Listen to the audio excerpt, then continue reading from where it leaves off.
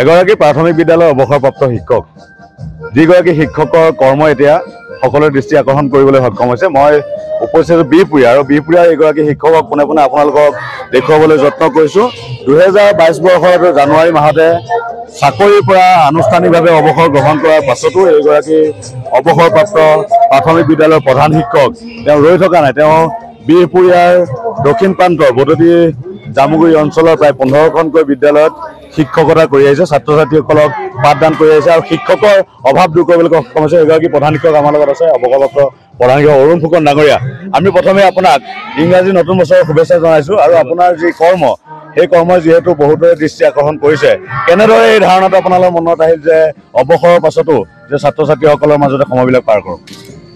ধাৰণাটো মোৰ মনলৈ এইকাৰণে আহিলে মই মানুহটো সুস্থ হৈ আছোঁ আৰু এই সুস্থ জ্ঞানে মই যেতিয়ালৈকে পাৰোঁ মই বিদ্যালয়লৈ গৈ পেলাই মই ছাত্ৰ ছাত্ৰীৰ মাজত বিদ্যাঞ্জলি পাঠদান আৰম্ভ কৰিছোঁ আৰু প্ৰতিখন বিদ্যালয়লৈকে মই এনেকৈ গৈ মোৰ মনটো ভাল লাগে আৰু সৰু সৰু ছাত্ৰ ছাত্ৰীক দেখিলে মোৰ মনটো যথেষ্ট আৱেগিক হৈ পৰোঁ আৰু পাঠদান দি মোৰ ভাল লাগে।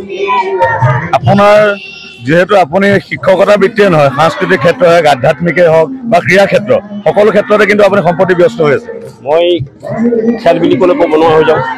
খেল মোৰ প্ৰিয় আৰু সাংস্কৃতিক গায়ন বায়ন, বৰগীত, লোকগীত এইবিলাকৰ লগত মই জড়িত হৈ থাকোঁ আৰু যথেষ্ট মই অঞ্চলবাসীক মই গায়ন বায়নৰ ভাল প্ৰদৰ্শন দেখুৱাব পাৰিছোঁ আৰু ভলীবলতো মই এতিয়ালৈকে মই বল প্ৰায় খেলি আছোঁ আৰু এতিয়া মই খেল চলাবলৈ লৈছোঁ আৰু লগতে মই খেলোঁ আৰু সেই খেলাৰ সময়ত মোৰ স্বাস্থ্যটো ভালে থাকিব কাৰণে সৃষ্টি কৰিছে।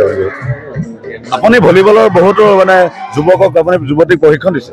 মই যথেষ্ট মই ভলীবল খেলি বহুতো ছাত্ৰক মই ল'ৰাক মই উপকৃত কৰিছোঁ আৰু ভালেখিনি ল'ৰাই চাকৰি পাবলৈ সক্ষম হৈছে খেলাৰ জৰিয়তে। সাংস্কৃতিক ক্ষেত্ৰৰ লগতো জড়িত? সাংস্কৃতিক ক্ষেত্ৰৰ লগতো মই জড়িত। ৰাস পাতোঁ, ভাওনা পাতোঁ ইত্যাদিবিলাক মই গাঁৱত কৰি থাকোঁ। এইখিনি মোৰ যথেষ্ট মোৰ জীৱনত কৰিবলগীয়া কামখিনি মই কৰি গৈ আছোঁ। আপুনি যিহেতু অৱসৰ গ্ৰহণ কৰাৰ পাছতে এইদৰে ব্যস্ত হৈ গৈছে, বহু কিন্তু অৱসৰপ্ৰাপ্ত শিক্ষক আছে, তেখেতসকল ঘৰতে বহি থাকিবলৈ দেখা পোৱা যায় আৰু আপুনি কিন্তু ব্যতিক্ৰম। মই প্ৰায়বিলাক অৱসৰপ্ৰাপ্ত শিক্ষকক লগ পাওঁ। মই কওঁ তোমালোকে আজৰি সময়ত পাৰিলে অকণমান স্কুললৈ গৈ ছাত্ৰ ছাত্ৰীবিলাকক পঢ়ুৱাবাচোন। আমি চৰকাৰে আমাক যি তাৰিখলৈকে আমি পঢ়ুৱাইছিলোঁ আমাক যথেষ্ট উপকৃত আৰ্থিক সাহায্য কৰিছিলে। আমি পাছতো আমি আকৌ সেই ছাত্ৰ ছাত্ৰীসকললৈ গৈ ছাত্ৰ ছাত্ৰী দেশৰ ভৱিষ্যতটো ৰক্ষা কৰিবৰ কাৰণে আমি পাঠদানটো দি থাকিব লাগে। ইয়াকে মই যথেষ্ট অৱসৰপ্ৰাপ্ত শিক্ষকক কৈছোঁ আৰু কৰি থাকক বুলি ভাবিছোঁ আৰু মই যিমান পাৰোঁ মোৰ স্বাস্থ্য যিমানলৈকে কোলাই মই পাঠদান দি থাকিম। আজি মোৰ পৰম সৌভাগ্য আপুনি মোকো এইখন বিদ্যালয়তে শিক্ষাদান কৰিছিলে আৰু আপোনাৰ আজিৰ নতুন বছৰত আপোনাৰ এইদৰে সাক্ষাৎকাৰ গ্ৰহণ কৰিবলৈ পাই মই যথেষ্ট গৌৰৱ অনুভৱ কৰিছোঁ আৰু ছাত্ৰ ছাত্ৰীসকলকো যিহেতু আপুনি প্ৰায় 15খনকৈ বিদ্যালয়ৰ শিক্ষকতা কৰে। যথেষ্ট ইয়াত বদতি জামুগুৰি ক্লাষ্টাৰত 15-16খন বিদ্যালয় আছে। মই প্ৰতিখনলৈকে পাঠদানটো কৰোঁ আৰু মোৰো ভাগ্য মই পঢ়োৱা ছাত্ৰক আজি মই এই সাংবাদিকৰ ওপৰত পাইছোঁ।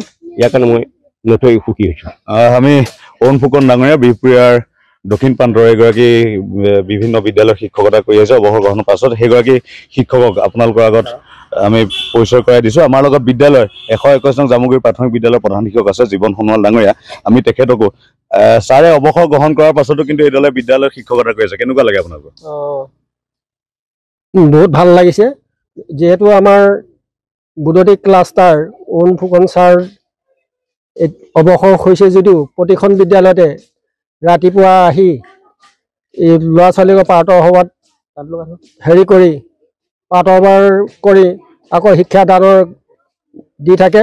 এইদৰে আমাৰ প্ৰতিখন বিদ্যালয়তে জামুগুৰি ক্লাষ্টাৰ দি থাকে আৰু আগলৈকে যেন তেখেতৰ ভৱিষ্যত উজ্জ্বল কামনা কৰি মোৰ বক্তব্য। আপোনালোকৰ শিক্ষকৰ অভাৱ দূৰ হৈছে? আমাৰ স্কুলৰ শিক্ষকৰ অভাৱ দূৰ হোৱা নাই আৰু ছাৰ থকাৰ কাৰণে অকণমান সুবিধা হৈছে। ছাৰ থকাৰ কাৰণে আমাৰ বহুতো সুবিধা হৈছে। তেখেত প্ৰায় 12টা বজালৈকে আমাৰ বিদ্যালয়ত ক্লাছ দান কৰি থাকে, সেয়েহে আমি বহুত আনন্দিত হৈছোঁ। এনেকৈ আহি থাকিবলৈ আমিও তেখেতক অনুৰোধ কৰিছোঁ যাতে জীয়াই থকা দিনকেইটালৈকে যিমান পাৰে ছাত্ৰ ছাত্ৰীৰ লগত এনেকৈ পাঠদান কৰি জীৱনটো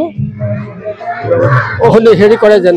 হয়, এইগৰাকী অৱসৰপ্ৰাপ্ত প্ৰধান শিক্ষক অৰুণ ফুকন, আৰু অৰুণ ফুকন ডাঙৰীয়াক আমি নতুন বছৰৰ শুভেচ্ছা জনোৱাৰ লগতে তেওঁ সুস্বাস্থ্য আৰু দীৰ্ঘায়ু কামনা কৰিছোঁ, যাতে তেওঁ স্বাস্থ্য ভালে থাকে আৰু ছাত্ৰ ছাত্ৰীসকলক শিক্ষাদানত তেওঁ ব্ৰতী হৈ থাকিব পাৰে।